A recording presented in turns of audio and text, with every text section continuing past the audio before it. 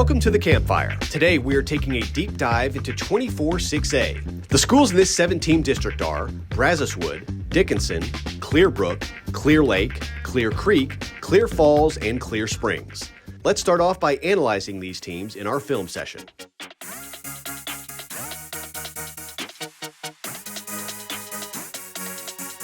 Last season, Clear Falls and Clear Springs were co-district champs and both should be in the running once again. Clear Falls brings back 9 of 11 starters on offense, led by quarterback Landon Vessel.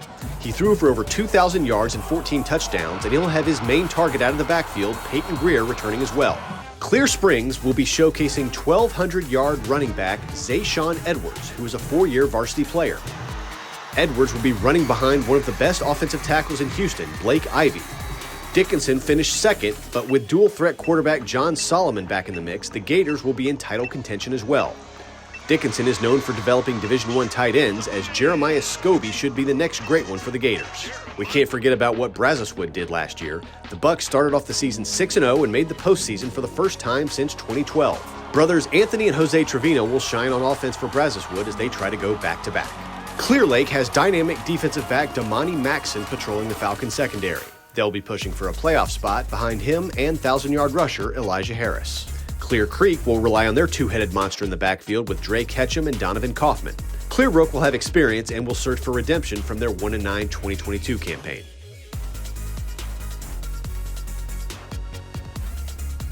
Players on the Rise is brought to you by Parker University. Do you or your student want a career training the world's best athletes? Check out our bachelor's degree in strength and human performance today. For an even deeper look at 24-6A, here's producer Ward Fasola and the Houston Chronicle's John Portman with the District Breakdown.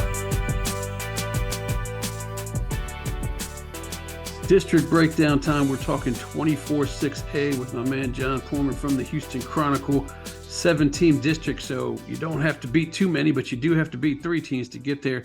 Nice offseason for Dickinson head coach John Snelson. He was the THSCA president-elect, so he's going to have some more responsibilities, but I don't think that's going to take away from the talent he has on his team, and they should probably be battling again for the district crown. Yeah, absolutely. This has obviously become a trend for Dickinson under Coach Snelson. Has done a fantastic job, and I know a lot of people down here in the Houston area were excited to see him voted as the president-elect at the THSCA convention here this month. And you look at what they have coming back. They always have a lot of talent. I really like their chances in this district once again to be competitive at the top. Obviously, it's really tough at the top here. You have Clear Falls and Clear Springs, both coming back, who went 5-1 in district action last year. So those 2 teams are going to be in the mix as well. But Dickinson, has established a winning tradition, and they're going to be in the fight for sure. When you talk about some of these other teams, for me, maybe I'm wrong about Clear Falls, but I feel like 2 years ago it was all about their defense. The last year they were kind of offensive. This year it feels like it's fallen back on the defense again. It seems like one side of the ball is always stepping out, and then you have Clear Springs there. They have one of my favorite running backs with the Zayshawn Edwards. Talk about those 2 teams and how they might compete there at the top. Yeah, Clear Falls is just, I feel like sometimes they kind of go under the radar as a team that people are talking about. I think they're going to probably end up somewhere in the top 20 of our Houston area rankings when those come out. But, it's just a program that year after year is really solid and gets in the playoffs, produces good results in that district. And then Clear Springs, obviously, they have, in my opinion, one of the top players in this district coming back, as you mentioned, Zayshawn Edwards, who is a fantastic running back, really kind of the catalyst for that Clear Springs offense. And, it seems like offensively, Clear Springs just kind of reloads each and every year, whether they're losing a quarterback or a star receiver or whoever it is. So I would look for them to keep their foot on the gas there. Excellent. Hey, that's it for all the districts, but don't think you've seen the last of John Portman, because we're going to come back. We're going to talk next week about some playoff teams some players that will need to step up in the postseason to get their teams 4 or 5 rounds deep in the postseason.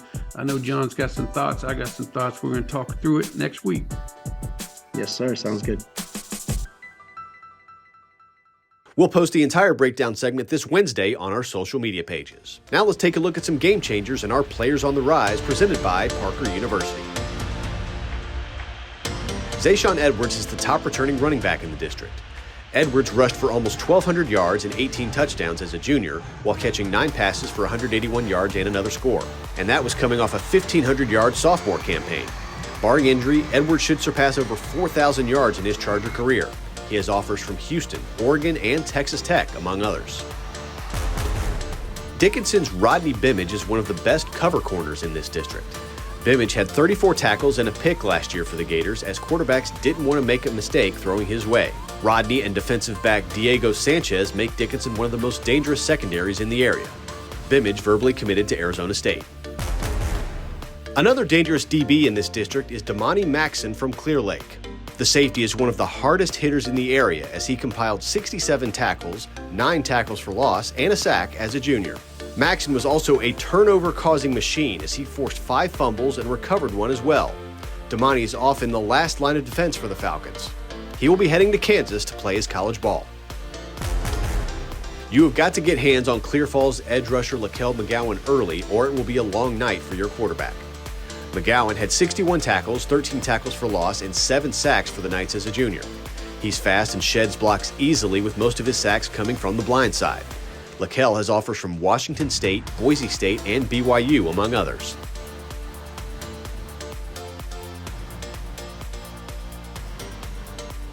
Players on the Rise is brought to you by Parker University. Check out our bachelor's degree in strength and human performance today. Our War for the Soul caught up to Dickinson head coach John Snelson to talk about his Gators and the rest of 24-6A in our Media Day segment.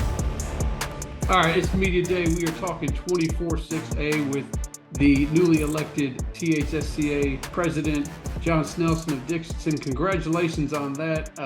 That's got to be a good honor for you. Yes, sir. Thank you so much. No problem, no problem. So we're going to talk about 24-6A. It was a district that you guys went 4-2 in last year. Most people would think that was a successful season, but you probably don't feel that way because the Gators have a different standard down there, and that 4-2 is probably not going to cut it. Talk about what you guys went through last season as far as you starting off by not really scoring any points in the first 2 games, then getting on a roll, and then that Clear Lake game is probably one that kind of sticks in your craw a little bit as well. Absolutely. We actually had never been shut out before, and Atascocita had a great team. We just made a lot of mistakes. Defensively, we actually played pretty good. Offensively, man, if it could go wrong, it did. And then our 2 losses there in district, our game versus Clear Springs is always going to be wacky for whatever reason, man. It's always back and forth, and we turn the ball over late a couple times, and they end up getting us. And then Clear Falls beat them, and then we beat Clear Falls, and we were going to be the district champion based off points. And we went into Clear Creek. Our starting quarterback was sick. We had a bunch of rain, and just once again, just made a bunch of mistakes. And then we, hats off to our kids and our coaching staff.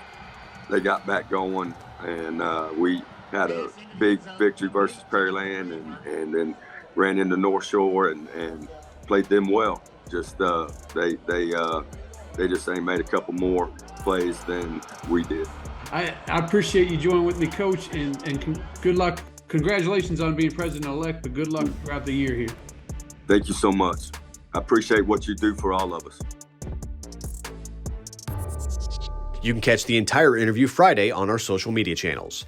That's going to do it for this week's Campfire, and we are also done breaking down the districts.